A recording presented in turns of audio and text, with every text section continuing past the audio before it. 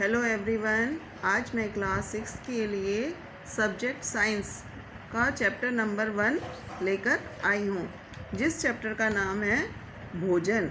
यह कहाँ से आता है? भोजन, हम सभी इस नाम से परिचित हैं। भोजन का नाम सुनते ही मुंह में पानी आ जाता है। मम्मी हमें 10 कामों में लगे रहते हैं हम, लेकिन जैसे ही हमारी मम्मी आवाज़ लगाती है बेटा भोजन तैयार है, तो 10 काम छोड़ के भी हम भोजन करने पहुंच जाते हैं। लेकिन कभी हम ये नहीं सोचते हैं कि ये भोजन बना कैसे, ये भोजन आया कहाँ से। आज हम इसी विषय में चर्चा करेंगे।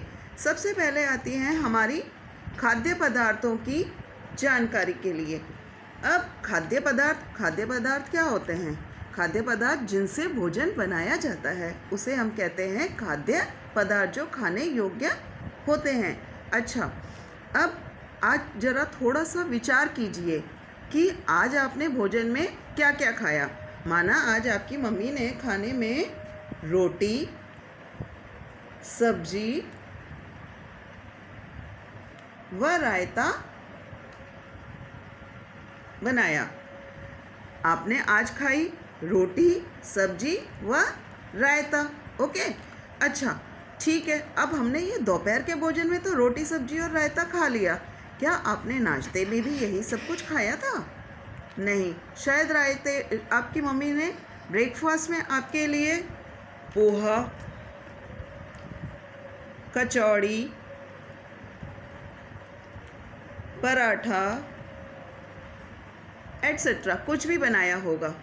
दोपहर का भोजन और सुबह का भोजन हमारा सेम नहीं था। मे भी सेम हो भी सकता है, बट मोस्ट प्रोबेबल सेम नहीं होगा।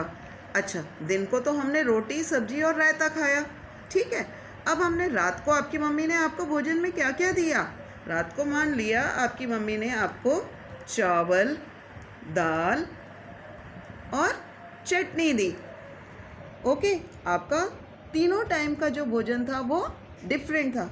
ब्रेकफास्ट में आपने कुछ लिया, लंच में कुछ लिया और आप डिनर में भी कुछ और ही लेते हैं। ओके, अच्छा, अब जो आज आपका पूरे दिन का रूटीन था खाने का, क्या वही रूटीन आपका कल भी था? क्या कल भी आपने यही खाना खाया था? मेरे ख्याल से 99% लोगों का जवाब नो होगा, क्योंकि ऐसा पॉसिबल नहीं होता। मे भी रोटी कॉमन हो सकती है, बट सब्जी भी कॉमन हो सकती है, लेकिन सब्जी की वैरायटी डिफरेंट होगी। कल अगर बैंगन का भरता बना, आज अगर बैंगन का भरता बना है, तो नेचुरली कल कोई और सब्जी बनी होगी। ये तो नहीं है कि कल भी बैंगन का भरता बना और आज भी बैंगन का भरता बना, ऐसा पॉसिबल कम होता है।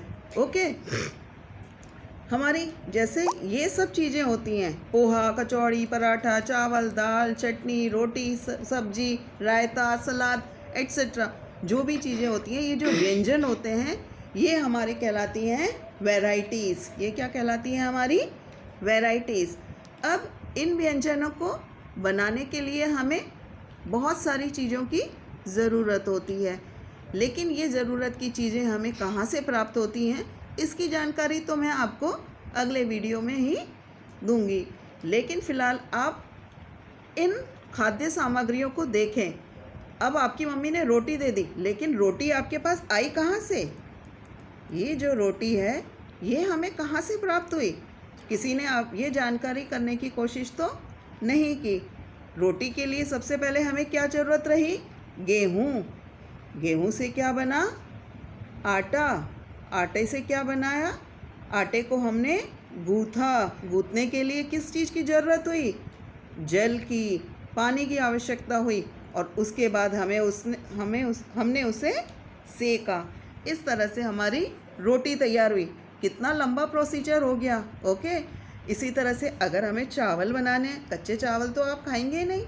चावल बनाने के लिए आपकी मम्मी पानी का यूज़ करेगी, दैट मीन्स जल, और कच्चे चावल लेगी जिन्हें वो उबालेंगी। कच्चे चावल लिए और हमने उसे उबाला, तब जाकर हमारा चावल पकता है, जो खाने योग्य होता है। इसी तरह से आप मन में विचार कीजिए कि सब्जी, रायता, कचौड़ी, पराठा, चटनी, दाल, इन सब चीज़ों को बनाने के लिए आपकी मम्मी किन किन चीज़ों का प्रयोग करती है, कब ये सब चीज़ें, दाल कैसे पकाई जाती है, चटनी कैसे बनाई जाती है, आप मन में विचार कीजिए। तब तक के लिए मैं यहाँ विराम देती हूँ।